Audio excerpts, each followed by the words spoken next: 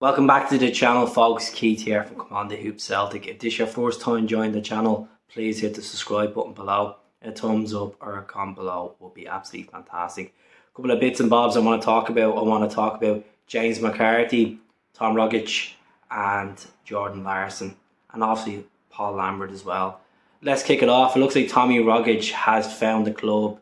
Reports in Cyprus that he's reuniting with Neil Lennon and former Celtic player Adam Matthews. He's going to be joining Cyprian team Omona.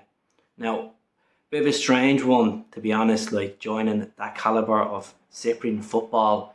You know, Tommy could do better, be out straight with you, but he wants to reunite with his manager, Lenny. Look, Lenny was the man that brought him in back in 2013.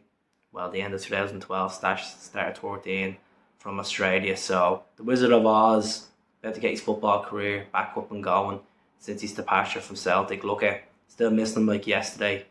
Obviously all them good moments, them cracking goals, that Scottish Cup goal, you know, will always be remembered in our hearts. But Tommy, I wish him the very best, and you know, hopefully he get back into the Australian national team and, you know, demonstrate himself at the highest stage, which is the World Cup at the end of the year. So wish him the best. I know Lenny will get the best out of him. There was obviously times where he wasn't fully fit, but you seen where he was under Ange. He just kicked his career back on, and it was sad that he left. But you know, he for personal circumstances, he wanted to leave Celtic, and it was almost 10 years at the club. So let's move on. You have to move on. He's always going to be a legend. So yeah, I'm still grieving over him. To be honest, I know like players come and go, but Tommy was just a different level. You know, he really was a different level. So I'd be joining Adam Matthews that had a spell at Celtic for almost 3 to 4 years, I think. Adam Matthews was at the club, and then Lustig came in and obviously took his position. So yeah, so let's kick it off. So yeah, James McCarthy. There's been a lot of reports over him in the last 2 days that he's unhappy at Celtic. He's in the stage where, you know, he's under the rock. What's going to happen? He's still on another 4-year deal. Is it a case that James McCarthy will consider his options, go back down to England and play for a championship club? Would he go to the MLS, or would he go for a team in the Scottish Premier League like a Hibs?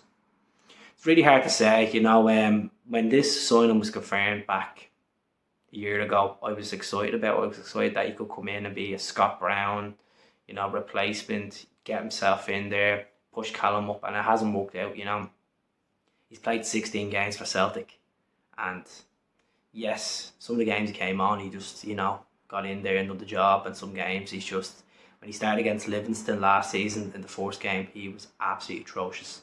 He was atrocious. His passing was off. But I want James McCarthy to succeed in his career. Obviously, he's a Republic of Ireland international. He is a Celtic fan as well. But we're not here to have players as a marketing purpose because they're Celtic fans. We want players that can suit the system, that can play handball. And Jamesy, unfortunately, doesn't have the legs for it. Sad to say, he really does. But hopefully he can go somewhere, get himself established. I know Mikey Johnston, there was talks of him going to Belgium to join up with Ronnie, talks him going to Hibs. It's gone real stalemate in the last couple of days, but I wouldn't rule it out because we still have 20 odds, just 28 days left of the transfer window. I have to check the exact date when it closes, but see what happens with regards to that. Jordan Larsson, there was a lot of talk of Jordan Larsson the last 5 to 6 weeks since he's been released from Spartak Moscow. Celtic were the front runners to get him.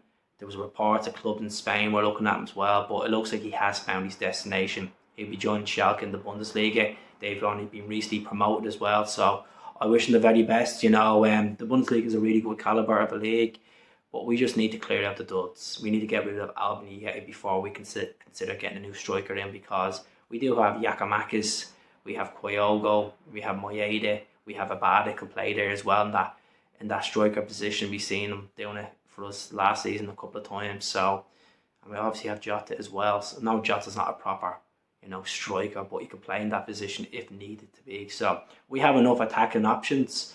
Some people are on the fence about Jordan Larsson, and I can understand that because, you know, he's never going to be up to the hype of his dad.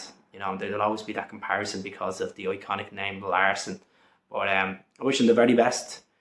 Paul Lambert looks like he could be returning to management.